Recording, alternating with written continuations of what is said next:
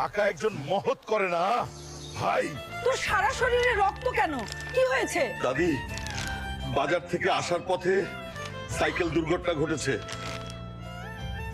তাড়াতাড়ি এখানে বসো, আমি তোমাকে ব্যান্ডেজ করে দেবো। নানি, আমাকে একটা বাইকও কিনে দাও। আরে হাল্ক, আমরা গরিব মানুষ। কি করছো হাল্ক? কিছু না চাচা, শুধু ভাবছি আমি একটা বাইক কিনবো। ও পাগল হাল্ক, তোর বাইক কেনার জন্য টাকা দরকার, তুই টাকা পাবি কোথায়? চাচা চিন্তা করো না, আমার একটা জঙ্গল আছে তাই না, আমি সেখান থেকে গরু ধরবো আর বিক্রি করবো।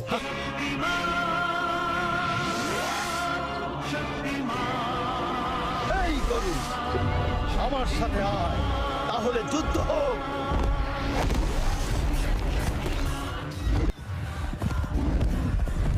এইবার আমার বাইক কেনার স্বপ্ন সত্যি হবে।